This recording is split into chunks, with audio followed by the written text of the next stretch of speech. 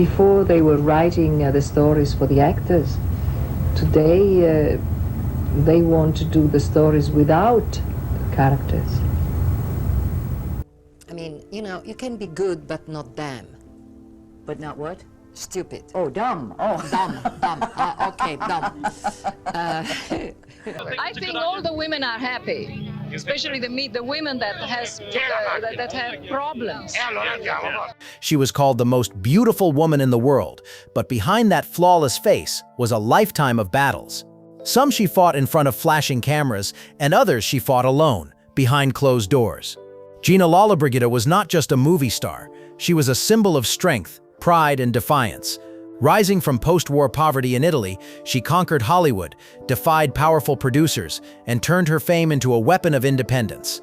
Yet as the decades passed, her story twisted into something darker. Betrayal, courtroom drama, and heartbreaking accusations from those she once trusted most. By the time the world mourned her in 2023, the legend of Gina Lollobrigida had become more than a tale of beauty. It was a battle cry for dignity, legacy, and the dangerous price of fame. But how did the woman the world once worshipped end up fighting for control of her own life and fortune in her final years? Gina Lollobrigida's story begins far from the glitz and glamour of Hollywood. Born in the mountain village of Subiaco, Italy in 1927, she grew up surrounded by poverty and rubble. Her childhood was spent watching her country rebuild itself after the devastation of war. But even then there was something about her, an undeniable spark, a quiet defiance that refused to stay buried beneath hardship.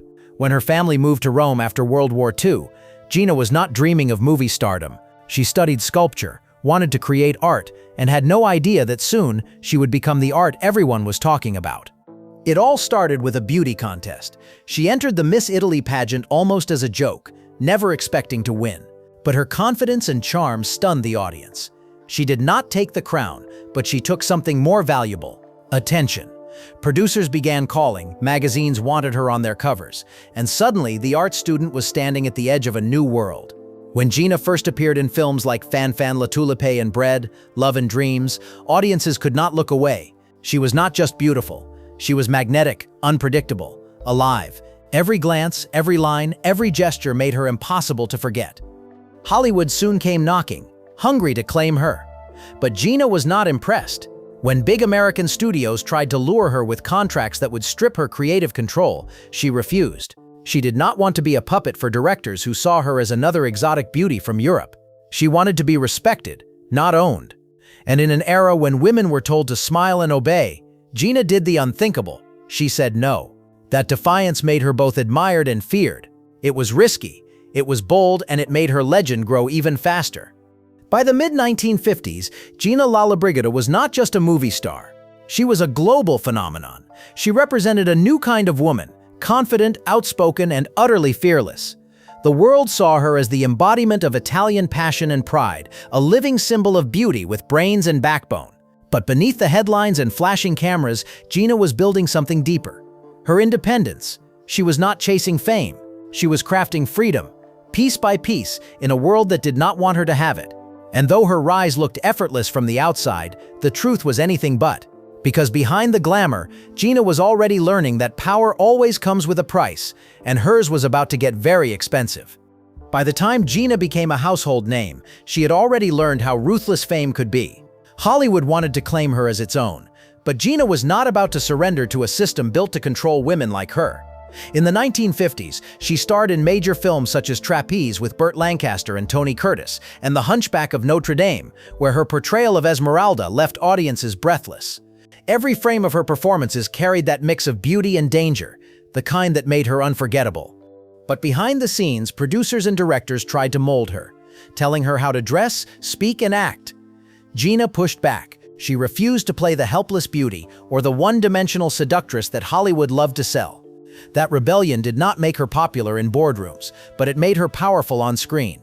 One of her fiercest battles came when she rejected a contract that would have locked her into films she did not believe in. Most actresses would have signed without question. After all, that's how you survived in the business. But not Gina. She wanted creative freedom, not a paycheck chained to control. The studio sued her for breach of contract, but instead of bowing out, she countersued, accusing them of humiliating her and twisting her image. The tabloids went wild. To some, she looked reckless. To others, she was fearless. But to Gina, it was simple. She would rather lose everything than let anyone else define her. Her defiance turned her into a symbol of resistance. In Italy, she was celebrated as the woman who stood up to Hollywood's arrogance. Fans saw her not just as an actress, but as a warrior for independence. Yet that same attitude made her enemies. Powerful men whispered that she was difficult and impossible to work with, the same words Hollywood still uses for women who refuse to obey. But Gina did not care. She was building something more lasting than studio approval, a legacy of her own making. Still, the constant fighting took its toll. Fame was never just about lights and applause. It was also about survival. Every interview, every photo shoot, every headline came with expectations, and Gina had to protect her image like armor. She knew the world adored her beauty, but did not always see her intelligence or artistic vision.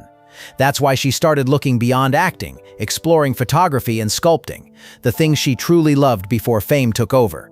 It was her way of reclaiming control in a world that tried to own her. But even as she explored new passions, she could not escape the spotlight. The press followed her everywhere, speculating about her love life, her feuds, and her future. They called her La Lalo, a nickname that captured both her allure and her mystery. Yet behind that glamorous nickname was a woman still wrestling with the same question. Could she stay true to herself in a world that wanted her to be everyone else's fantasy? What Gina did next would shock her critics and silence those who thought her career was over. Instead of fading away, she reinvented herself entirely and entered a world where few actresses ever dared to go. When most actresses faded from the spotlight after their beauty years, Gina Lollobrigida did something unthinkable. She walked away from the movie sets and stepped behind the camera. By the late 1960s, the same woman who once embodied perfection in front of the lens decided she wanted to see the world through it instead. Many thought she was running from Hollywood. In truth, she was running towards something far more meaningful: freedom. Acting had given her fame, but it also trapped her inside other people's stories. Photography, on the other hand, gave her a voice of her own, and Gina, never one to sit quietly, wanted that voice to be heard. Her transformation was astonishing. The glamorous actress traded red carpets for war zones and political meetings, chasing moments that revealed the raw truth of humanity. Her work was not vanity, it was vision.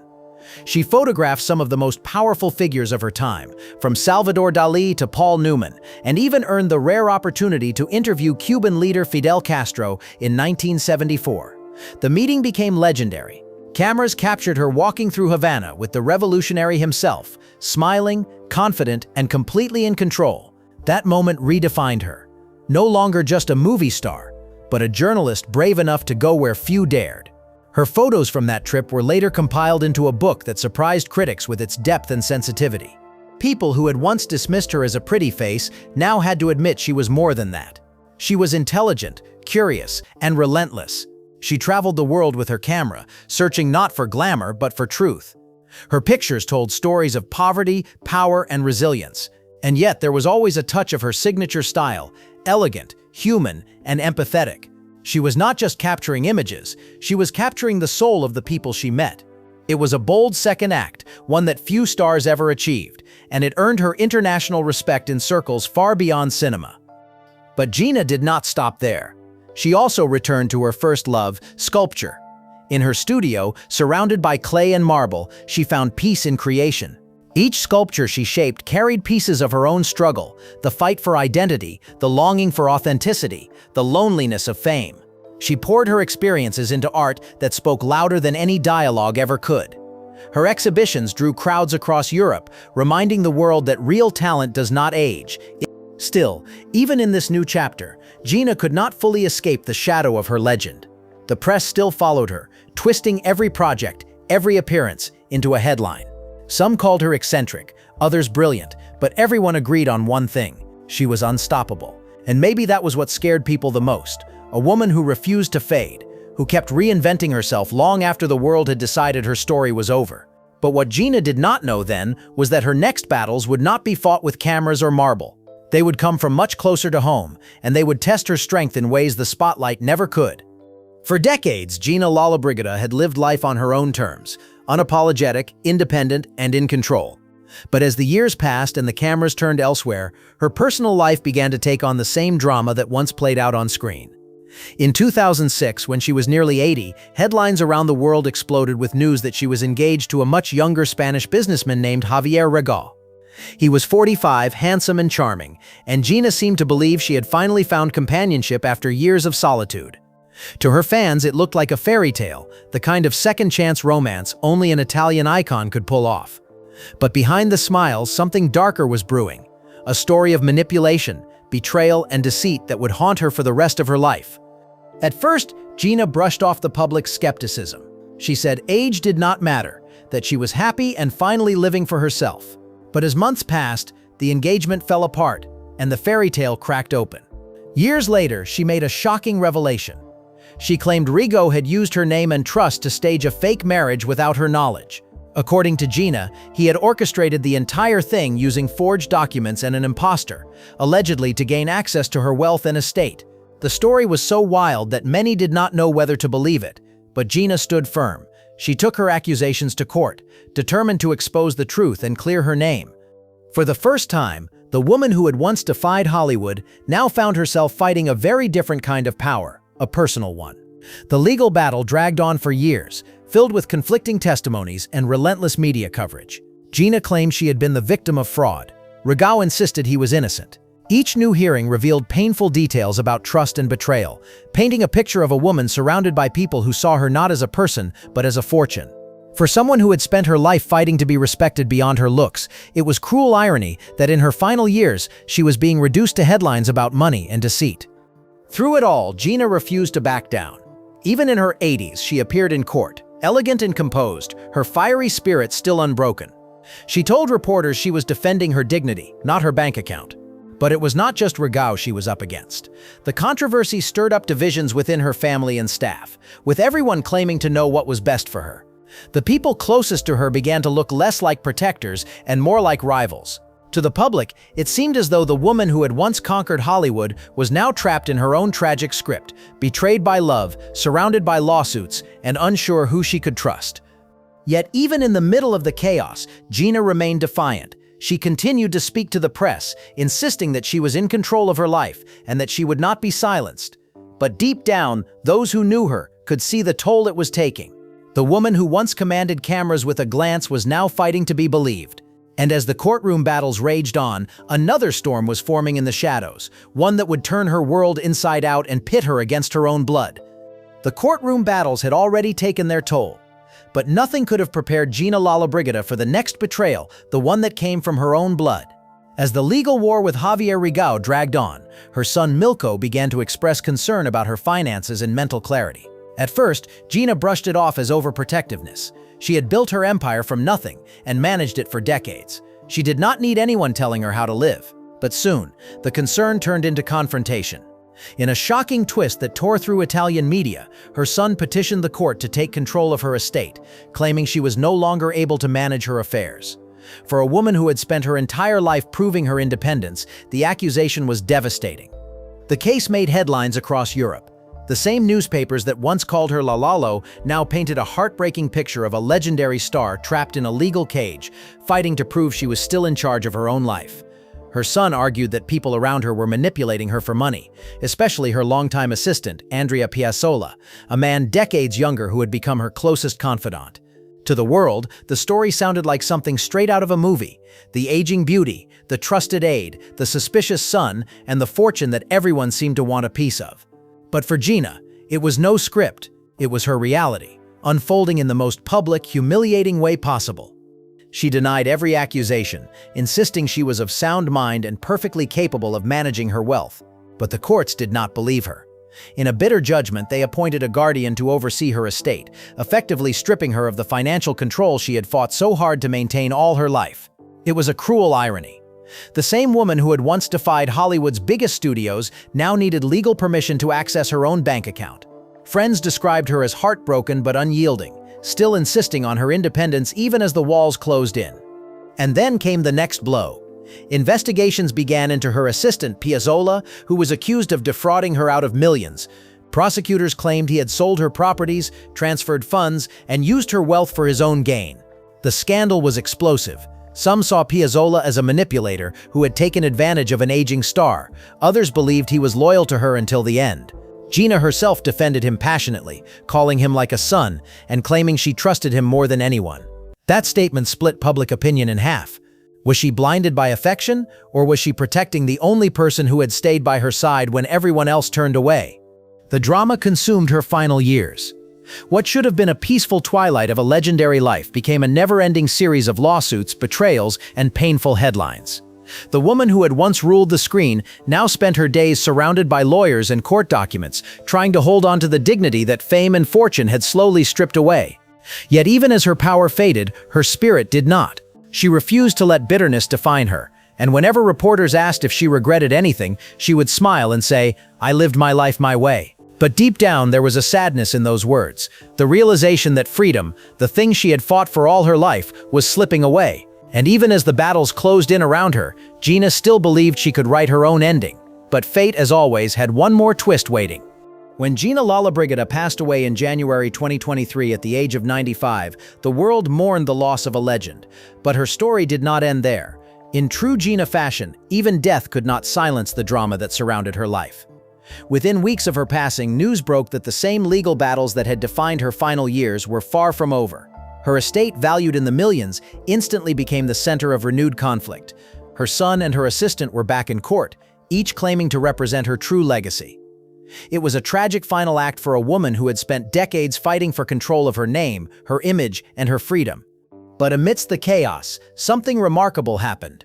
The world began to rediscover the real Gina Lollobrigida. Documentaries, retrospectives, and interviews resurfaced, showing her not just as a movie star but as a force of nature. People remembered her sharp wit, her fiery independence, and the courage that made her more than a cinematic icon. Her art exhibitions, once overshadowed by scandals, started to gain new appreciation. Sculptures and photographs that had gathered dust were finally recognized as the work of a true artist, not just a celebrity dabbling in creativity. For the first time in years, people were talking about Gina not as a victim of betrayal, but as a woman who lived without compromise. Then came the moment that stunned everyone, the revelation that one of her most prized possessions, a wristwatch gifted to her personally by Fidel Castro during their 1974 meeting, was going up for auction. The story made global headlines. The watch engraved with Castro's signature was a powerful symbol of the bold, unpredictable choices that defined her. It was not just jewelry. It was history. That single item represented the fearless woman who had walked into revolutionary Cuba with a camera and walked out with the respect of one of the most powerful men on earth. The auction reignited fascination with her second life as a photojournalist, proof that she had always been more than Hollywood's idea of beauty. Even after her death, Gina continued to defy expectations. The sale of her personal jewelry years earlier had raised millions for stem cell research, showing that even when surrounded by greed, she chose generosity. Every piece she left behind told a story. The emeralds she wore at Cannes, the sculptures she shaped in solitude, the photographs she took to understand humanity beyond fame. It was as if her belongings had become chapters in an unfinished autobiography, one that revealed her strength, vulnerability, and endless contradictions. But the most haunting part of her legacy was not the lawsuits or the luxury. It was her final message. In interviews near the end of her life, Gina often said she wanted to be remembered not for her beauty, but for her spirit. She knew fame was temporary, but dignity was eternal. And though her later years were clouded by betrayal, she never stopped believing that her life was her own masterpiece, imperfect but undeniably hers. In a world that tried to shape her, Gina Lollobrigida remained unshaped to the very end. Even in death, she left the same message she had lived by: "You can take everything from me, but you will never take me."